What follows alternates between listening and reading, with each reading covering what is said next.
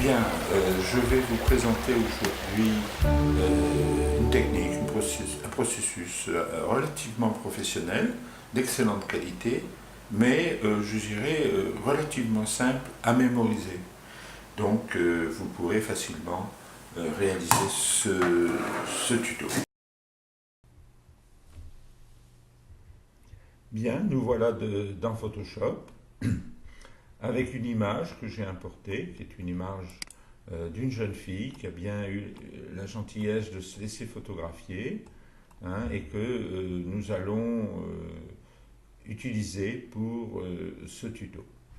Donc j'ai un arrière-plan, cet arrière-plan je vais le dupliquer, donc la méthode classique que vous connaissez, venir ici dans ce petit carré de création, on aurait pu faire un CTRL-J, hein, qui aurait été identique. Immédiatement, double-clic sur là, et nous allons l'appeler lissage de peau. C'est une habitude qu'il faut prendre, même si dans le cadre de ce tuto, vous n'aurez que deux calques, donc on ne peut pas se tromper. Un qui est verrouillé, hein, et un qui est libre. Celui-ci, nous allons le passer immédiatement en lumière vive, qui est une option de fusion, qui nous fait ressortir d'une façon très importante la colorimétrie. Nous allons immédiatement aussi faire un CTRL-I pour inverser le calque et le mettre en négatif. Là, ici, nous avons un négatif, vous voyez la différence, elle est importante. Une fois que nous avons réalisé cette opération, nous allons aller dans Filtre, et nous allons le convertir en filtre dynamique. Hein, donc ici, alors j'ai deux écrans, hein, alors mes petites fenêtres apparaissent sur un deuxième écran, soyez pas surpris. Je dis OK, ça s'enregistre, et vous allez voir que voilà. Alors on aurait pu faire un clic droit, et vous voyez, on aurait eu la même convertir en objet dynamique ici. Hein. Il y a deux méthodes. Une fois qu'on a fait ça, on va pouvoir maintenant appliquer des filtres. Et appliquer des filtres sur un objet dynamique présente énormément d'avantages. On va commencer par un filtre passe-haut que vous connaissez. Voilà, il arrive. Je le règle. Alors là, il était réglé déjà à 21, c'est le réglage définitif, mais je vous le mets à 0. À 0, il ne se passe rien. Et si vous le mettez à fond, il se passe trop. Donc ici, le réglage qu'il faut trouver, hein, 21 dans le cas présent, mais ça pourrait être 22, 23, 25, ça donne des réglages en fonction de vos critères. Ici, nous avons un réglage assez fort, on pourrait être un peu plus bas. Donc, voilà. Alors, l'avantage du filtre, du calque dynamique est énorme. C'est que vous allez pouvoir, en double-cliquant sur ce passe-haut, revenir sur vos réglages. Et si vous êtes trompé, vous allez pouvoir corriger votre réglage. Et il n'y a que les filtres dynamiques, les calques dynamiques, pardon, qui le permettent. On va en faire un autre de filtre. On va passer, alors un flou ou atténuation suivant les logiciels, et le fameux flou gaussien que nous mettons. Là, c'est pareil. Si on va à fond, vous allez voir, il ne se passe pas grand-chose. Si on vient à 0, c'est un peu trop. Donc, on va venir aux alentours de 3. C'est un bon réglage dans le cas présent.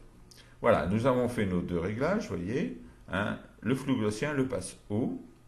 Donc maintenant, nous allons effectuer, vous voyez, toute l'image est floutée, l'arrière-plan, le chapeau, enfin tout est flouté, ce n'est pas l'objectif. Ce qu'on va faire, on va faire un masque. Un masque, c'est, si on clique directement, on fait un masque blanc. Le masque blanc, on laisse tout passer. Ce n'est pas mon objectif. Moi, je veux un masque noir. J'appuie sur la touche Alt et je clique. Et voilà, j'ai mon calque noir qui, lui, ne laisse rien passer. C'est comme le masque de Zorro, on va faire des trous dans ce masque pour laisser passer les parties. Mais là, vous voyez, j'ai une image qui est 100% nette, le chapeau est net, les vêtements sont nets, tout est net. Donc on prend le pinceau, et normalement le réglage se fait ici.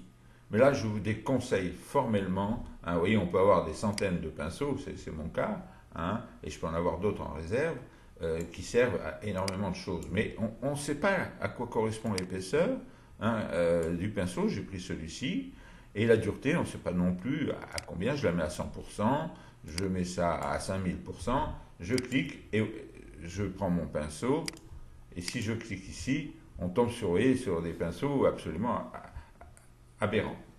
Donc, comment faire pour avoir la bonne dimension? Eh bien, je vais vous le dire, c'est une méthode qui est assez connue. Vous appuyez sur Alt et clic droit, et voilà la taille de votre pinceau. Un petit peu grand pour la question. Si je lâche le Alt et je fais que ma souris horizontalement, vous voyez, je vais pouvoir dimensionner le pinceau visuellement à la taille que je veux. Voilà, ici ça me convient.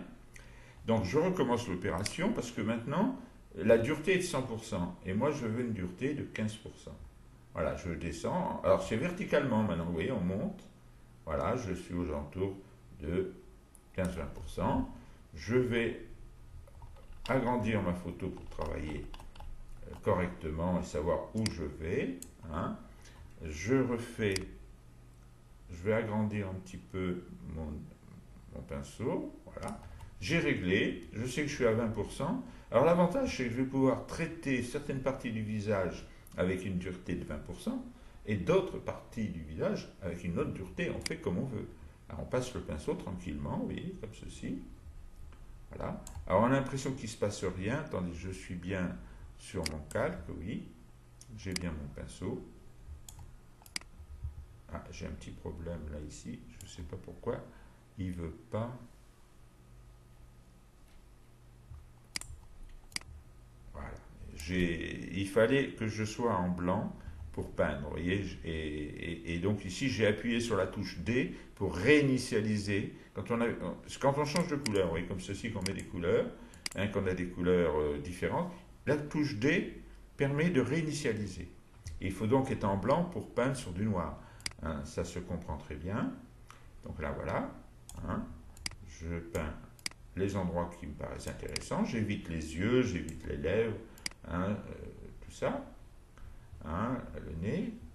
Voilà. Alors, quand je veux voir un peu le résultat de mon travail, hein, j'appuie sur la touche Alt et je viens cliquer sur l'œil. Je fais un avant-après.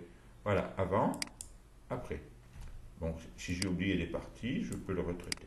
Là, je vais changer maintenant la dureté.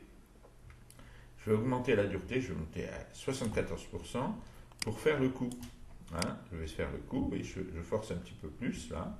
Hein, c'est pour vous montrer que l'on peut modifier considérablement les choses en fonction de ces critères-là de réglage. Un petit coup de Alt avant, après. Voilà. En deux calques, c'est terminé. Alors on peut encore changer maintenant les modes de fusion. Vous voyez, si je passais en mode linéaire, hop, vous voyez, ça serait lisser la peau encore plus fort. On peut passer en mode cru, c'est pas trop mal. Hein, cru, on a avant, après, vous voyez. Voilà, on a quelque chose de correct. On peut le laisser comme ceci, ou revenir à la lumière vive, où j'ai effectué mes réglages. C'est un peu plus naturel. Il y a quand même des rides sur cette personne qui sont tout à fait justifiées.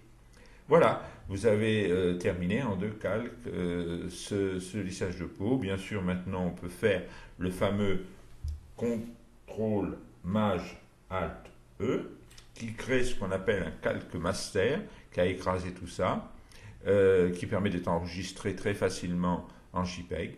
Mais vous pouvez aussi enregistrer tout ça en PSD. Car si dans 1 mois, 2 mois, 6 mois, 2 ans, 3 ans, vous voulez revenir sur ces réglages, ben vous pouvez revenir, vous refaites un petit réglage, voilà, comme ça, et vous pouvez changer tout ce que vous voulez. Voilà. Le tuto est terminé. Je vous remercie et je vous encourage à acquérir la connaissance de ce processus et ainsi pouvoir traiter tous vos problèmes, y compris des lissages sur d'autres choses que la peau, où on peut lisser tout ce qu'on veut sur une photo. Ça marche très bien. Je vous dis à très bientôt. Le petit tuto est terminé. Vous allez pouvoir maintenant vous exercer et j'espère réussir de très beaux portraits. Merci. À bientôt pour un prochain tuto.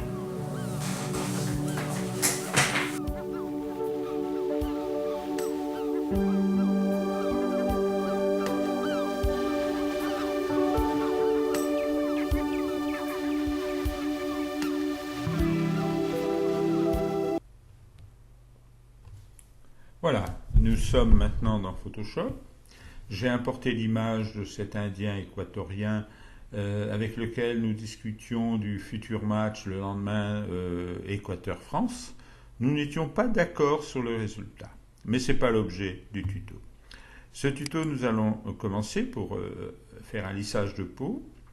Nous allons d'abord commencer par dupliquer par un CTRL-J ce calque, nous allons le passer dans une couche bleue. Alors, les couches, on peut les avoir par ici, et l'on peut, quand nous avons au départ ces couches-là, sélectionner la couche des bleus. Alors évidemment, si on peut prendre celle des verts, vous voyez, on peut prendre celle des bleus qui est un peu plus contrastée. Mais bon, il faut bien reconnaître que d'une photo à l'autre, ça peut être différent. Et ensuite, on dupliquette cette couche pour travailler dessus. Ça, c'est une méthode traditionnelle qu'il faut mieux connaître. Bien, ce ne sera pas l'objet de ce tuto. On va passer par un autre passage qui permet, avec un double clic ici, d'ouvrir les styles de calque. Et là, vous voyez, nous retrouvons les couches. Il suffit de supprimer le rouge, le vert, et nous gardons le bleu. Voilà. Ensuite, nous appliquons un petit filtre flou gaussien ou atténuation dans certains logiciels. Une valeur de 10 que j'ai préparée là convient pour ce début de travail. Maintenant, nous allons un petit peu nettoyer sur un calque. Nous allons l'appeler calque nettoyage, qui va nous permettre d'enlever quelques défauts. Ce n'est pas impératif, tout dépend des comment dirais-je. Alors, bien sélectionner les calques. Hein. Souvent, on perd le contrôle par non-sélection. Nous allons maintenant faire un master. Vous connaissez, CTRL, MAJ, ALT, E, qui nous permet d'avoir la totalité des calques ici. Nous allons utiliser le mode pinceau et le mode masque en appuyant soit sur ce bouton, soit sur la lettre Q. Et nous allons commencer à peindre avec une opacité de 100. Hein. Donc là, ici, il faut peindre soigneusement toutes les parties qu'on veut flouter. Hein. Alors, bon, il faut prendre son temps. Moi, je commence souvent par le périmètre, et c'est plus facile pour le reste. Mais cette méthode est utilisée pour des tourages soignés. Mais dans le cas présent, même si on ne fait pas tout, comme on ne va pas tout lisser, si vous voulez, c'est pas très grave. Hein. Bon, autant le faire soigneusement.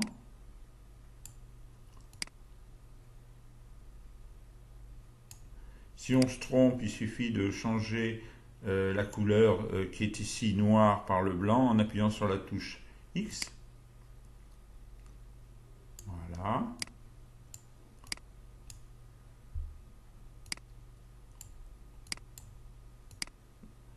Je passe surtout sur les rides. Hein. Alors j'évite bien sûr les lèvres, hein, mais même si on déborde un peu, c'est pas très grave. Donc je peux agrandir mon pinceau pour aller un petit peu plus vite. Je vous ai expliqué dans un autre tuto comment on faisait. Voilà.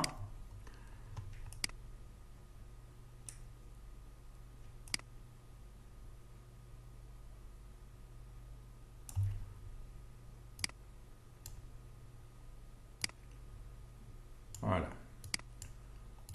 Maintenant qu'on a fait ça, on va appuyer sur la touche supprime pour supprimer cette sélection. Enfin, on va d'abord désélectionner, pardon. Voilà, on a sélectionné tout ça. On s'aperçoit qu'on a fait des défauts. Alors, hop, j'ai oublié ici, vous voyez. On repasse. On peut donc modifier son travail sans aucun problème. Donc maintenant, nous allons... Moi, j'ai l'habitude de sélectionner sélection et mémoriser ma sélection au cas où je la perdrai. Ah, c'est une habitude que je vous conseille. Maintenant, on appuie sur la touche supprime. Il ne se passe rien en apparence. On désélectionne. Mais en fait, on a réellement, si je supprime tous les casques en dessous, on a réellement sélectionné, vous voyez, une partie bien précise de l'image. Hein. Donc, on va maintenant pouvoir flouter cet ensemble en revenant dans le filtre flou gaussien. Et là, on va mettre un floutage un peu plus important. On peut mettre 18, 20. Voilà, oui, même 18, c'est un peu fort, vous voyez. On va laisser, mais le résultat est assez impressionnant. On va l'atténuer en modifiant l'opacité pour ne pas avoir quelque chose de trop lisse, si vous voulez. Alt-clic pour voir un peu, voilà, c'est encore un peu fort, je trouve. Enfin, d'une image à l'autre, ça peut changer. On revient sur ce calque-là, on refait un master qu'on va mettre au-dessus, là, ici, voilà, comme ceci.